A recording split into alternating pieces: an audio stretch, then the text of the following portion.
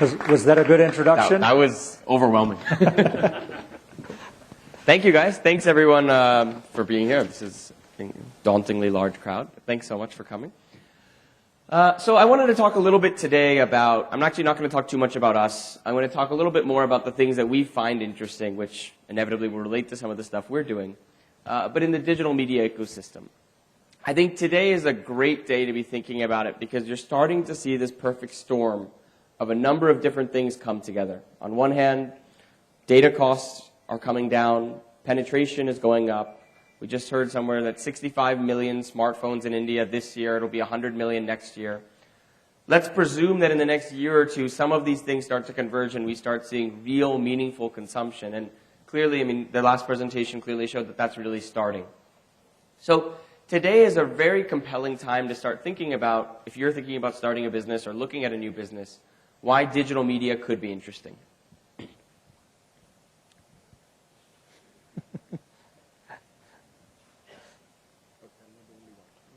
There we go. Okay. So, before we go on, I just have to say there will be a ton of conflicts of interest in this presentation. It is not an unbiased presentation. Everything I tell you about are things that we believe in, and that's part of the reason why we'll talk about them. So, there will be some shameless plugs of things that we're doing. I hope you'll just embrace that because, frankly, that's why we're doing them. So we really think the disruption that digital can bring to media is actually just beginning. Now, you've all heard this phrase, software is eating the world, digital media is disrupting traditional media, and it's all true. And when we think about it, we usually talk about what we think of as the big media examples, right? We talk about books, where traditionally you had retailers, then Amazon selling books, and then Amazon disrupting itself with the Kindle. You talk about movies and television, which really went from physical distribution to mail-based distribution to eventually digital streaming. We talk about music, which is sort of started a transition from radio to pay-per-download, iTunes-type models, and today cloud streaming services like ours, Ghana. News, obviously, has gone from traditional media, from print and television, into digital, into web and mobile, but today into really interesting experiences on mobile that can integrate offline and online. One of the things we've started up is something called the Live, which is an augmented reality platform which helps make your newspaper far more engaging with audio and video content alongside. Even the phone call has gone from a landline connection to mobile telephony and now to data telephony. And so constantly you're seeing these transitions happen. The way it works is pretty simple. You have an old habit, something that's been there, something people have been doing. The new platform gives you some additional value on top of that habit, and that's how you get the new habit. And that's really how these things have transitioned. But what I think is a little bit more interesting than that are the media habits that you didn't know were going to be big. So we all knew that TV shows and movies on any platform are going to be important because they're a part of our day-to-day lives as it is. But what about the habits that weren't necessarily that big in a traditional context, but in a digital media context became really interesting, compelling businesses? Because I think that's where there's a lot of opportunity. So I'll give one example of coupons. Now, coupons are obviously still a relatively large business in the traditional sense, but they were really confined to very small physical locations, whether it be in a store or in a newspaper. Today, there's a company called Retail Me Not, which IPO'd in America a few months ago, which has an incredibly compelling aggregation of discounts and coupons across retailers, online, offline.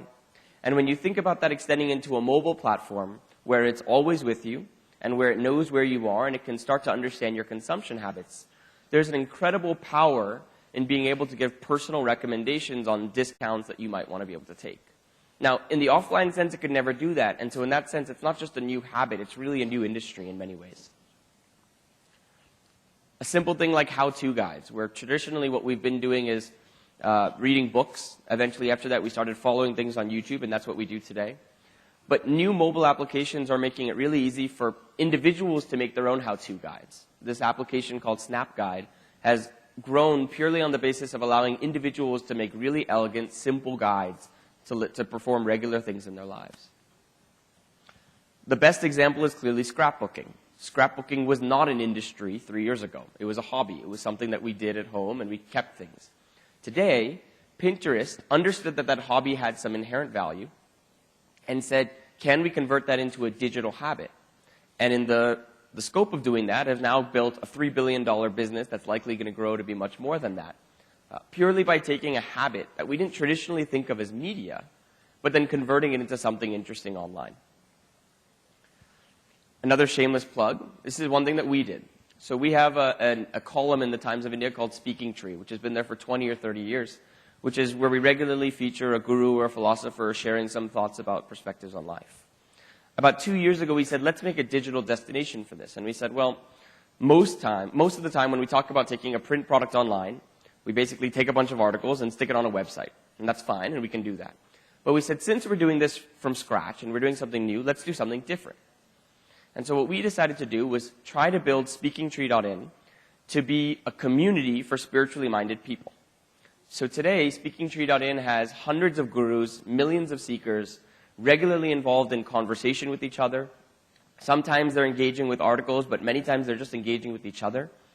There's video satsangs going on. There are audio guides that you can follow through. It's a multi-platform experience. But we're pretty proud of it because we felt like we took something that was an idea or a space of interest and said we'd reinvent it for the digital platform without a lot of preconceptions of what that should be. This clicker is killing me.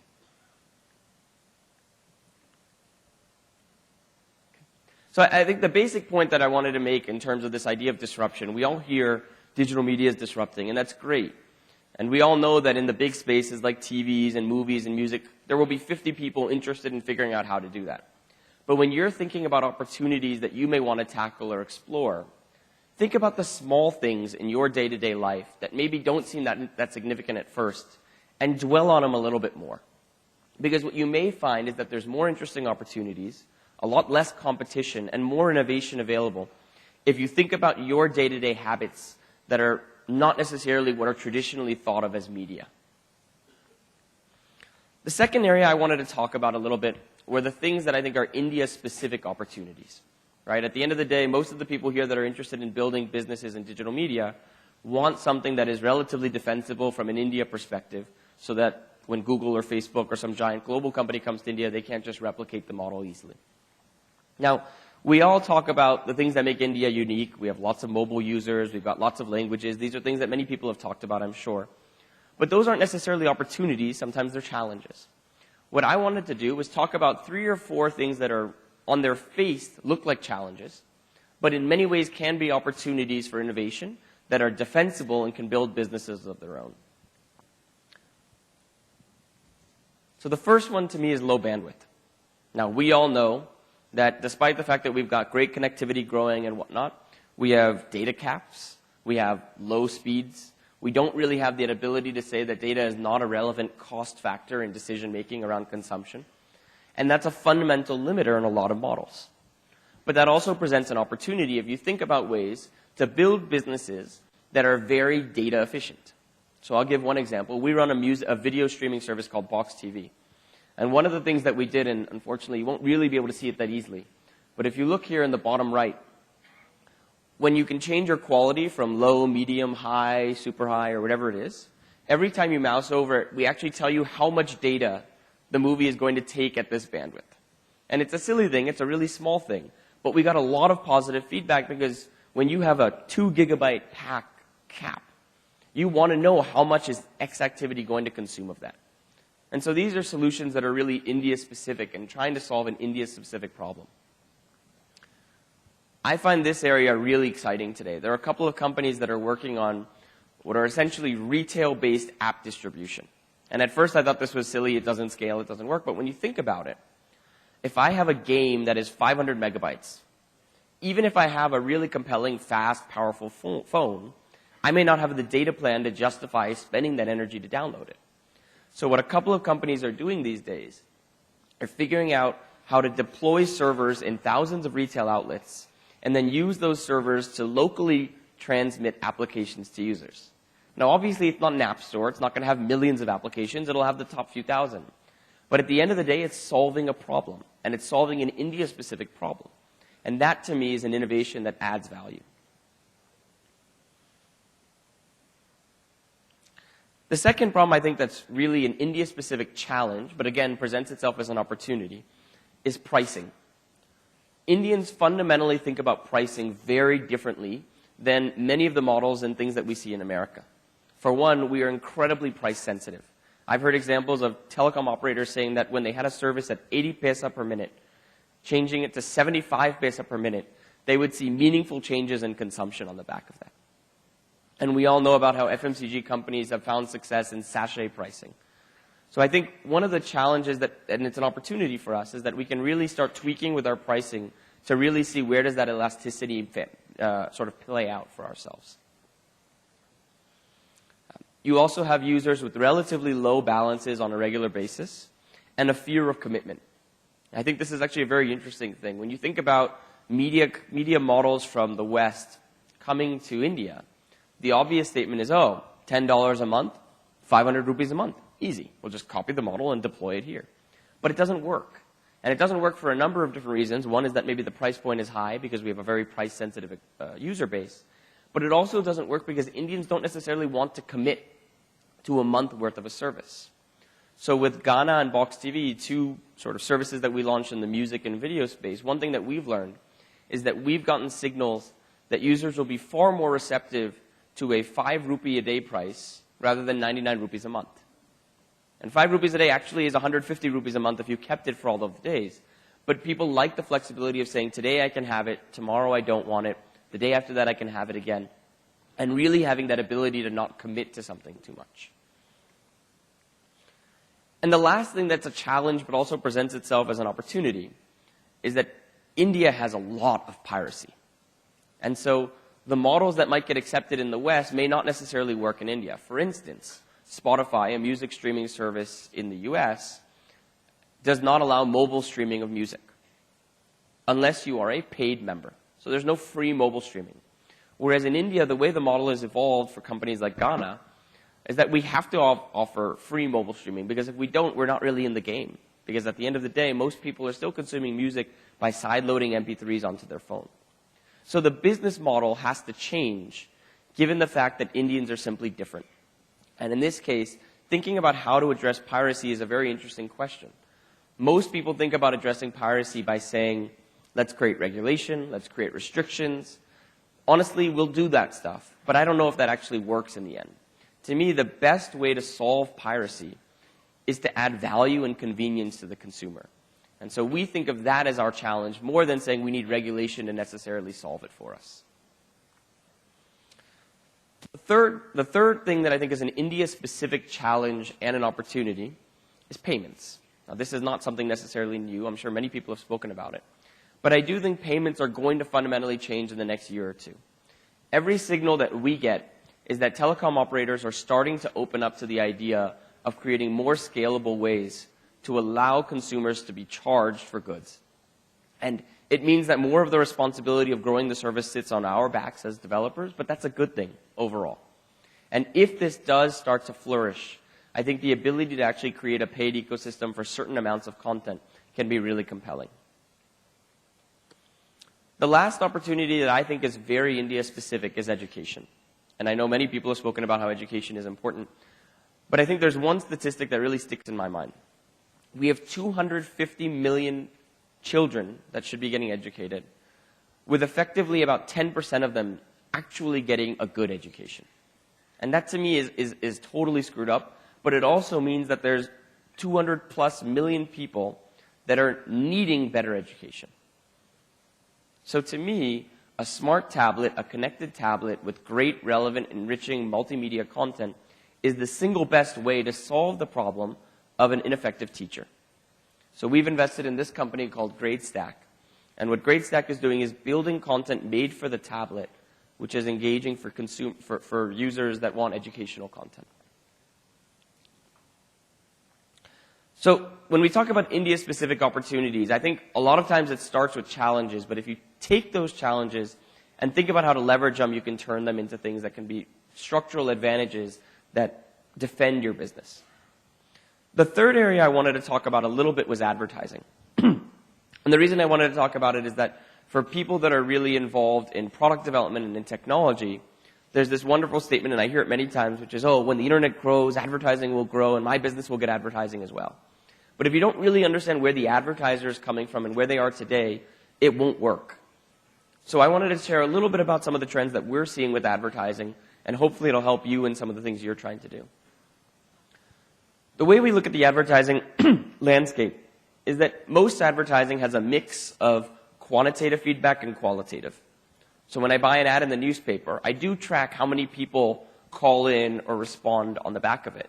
But at the end of the day, I'm also buying it because there's a prominence and a premiumness to an ad in the paper. In the digital world, what we're starting to see is that advertisers are moving to the extremes. On one hand, we think advertisers are really looking for very qualitative, non-quantitative advertising solutions. But they don't want spots. So for instance, this is something we did on one of our properties, Men's XP, where we built a section about what is the complete man, how does he groom himself, how does he dress himself, and things like that. And Raymond sponsored the section. And for them, it was really engaging. It wasn't something that was driven on a cost per impression or a cost per click basis. It was highly qualitative, but not very quantitative.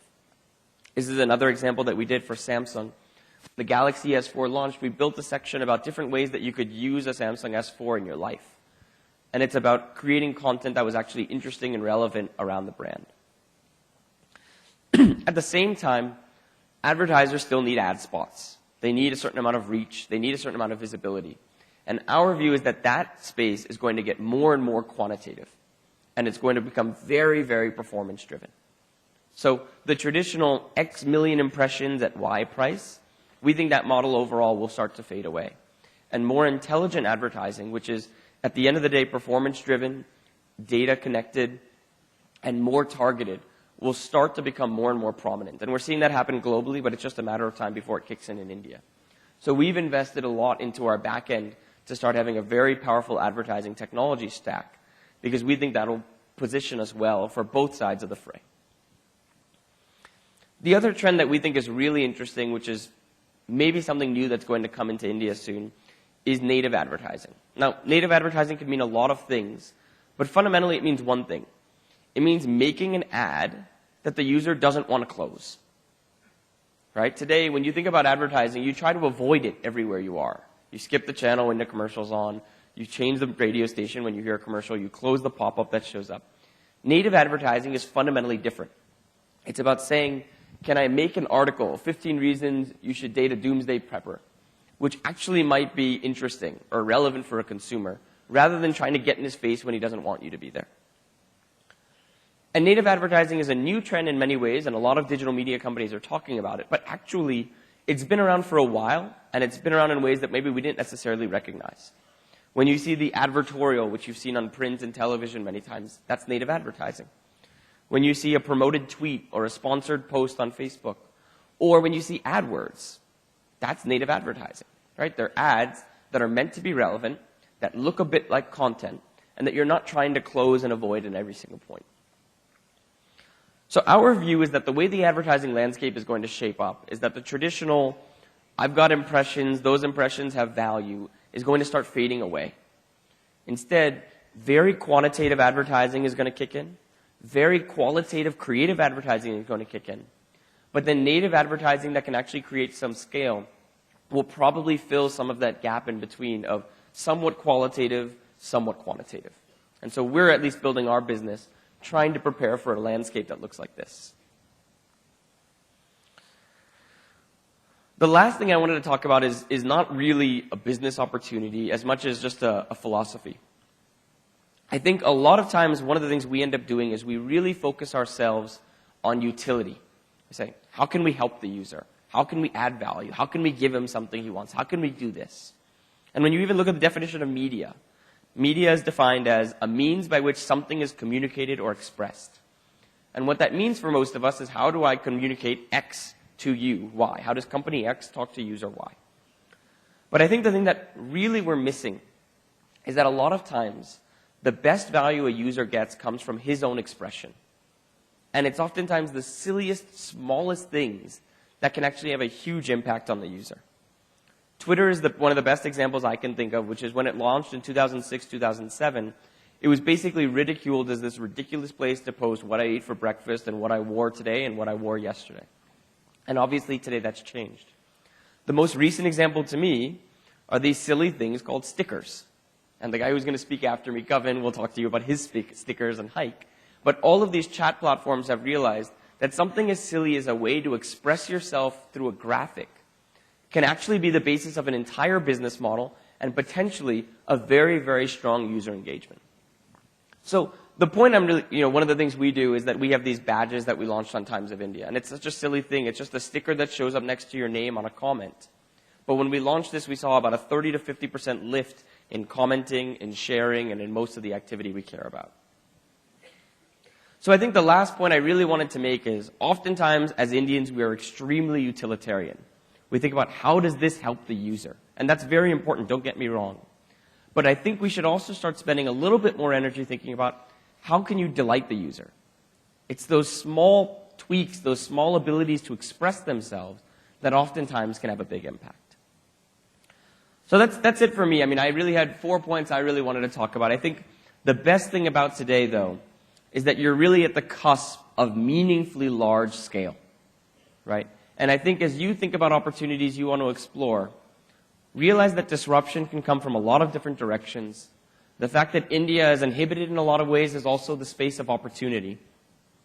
If you are thinking about using advertising in part of your business model, there are a lot of ways to do that. And make sure you think about how those things are changing and how you can leverage that.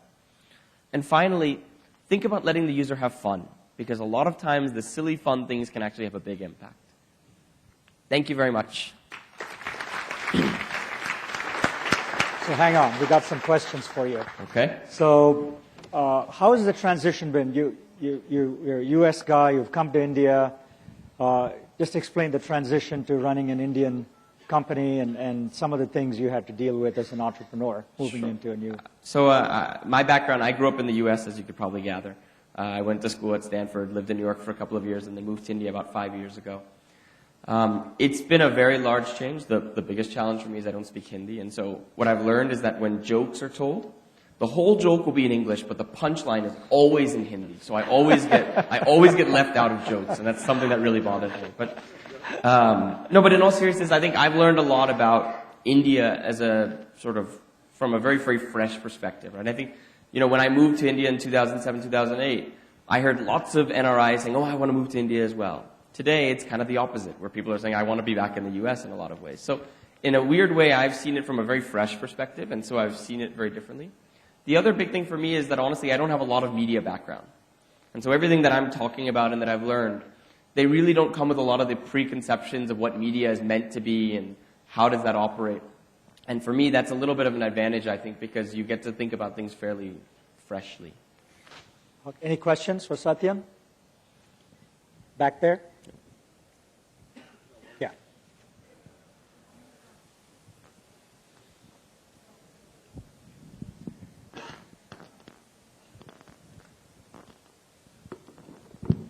Hi, this is Praveen Joshi here from Thomson Reuters. How many times you felt that most of the Americans are annoyed with all the advertising campaigns around, and I think, are we not trying to do the same thing in India?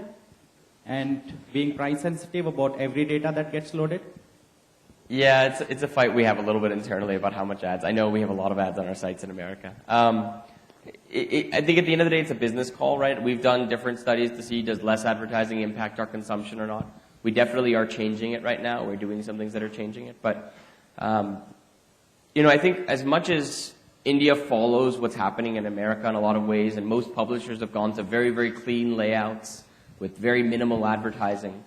What we've also found, for instance, we do a lot of A/B testing on Times of India. Every day there's probably 5 versions of it running that you would not necessarily know. Every time we test reducing the density of the page, so let's say we have a certain amount of articles on the first scroll, anytime we reduce that, we always see a reduction in consumption. Right? So as much as our design sensibilities tell us that we want a really wide open, beautiful, white space kind of layout, and we like to do that often, we try to. We are very data-centric in the way we make decisions about our products, and oftentimes the data doesn't necessarily corroborate our presumptions about design. So in your situation, specifically to advertising, Oftentimes, it's a financial calculus versus a traffic and a consumption calculus, and we use that to really make the decision more than anything else. One last question there. Mike? Nice presentation. But most of us here run startups, and it's very difficult for us to advertise. It's expensive. And can Times Internet help us reduce that barrier? Can you help us? This is not what I expected. Wait a minute. Did you pay this guy? I mean, I think he wants me to pay him. No, I mean, I think there's two things I would just say. One is that, advertising is expensive, but actually digital advertising in India is way cheaper than it is abroad. I mean, with a much smaller pocket, you can experiment with a lot of different things. Shameless plug here, we do run an accelerator called T-Labs, and in T-Labs, we obviously give a lot of advertising credit to the companies that join us. So that's something to think about. But in general, I think we're always pretty receptive to figuring out how to work with startups. So if there's some way that, makes sense in a viable way, we'd be very happy to look at it. Thank you so much. Thank you.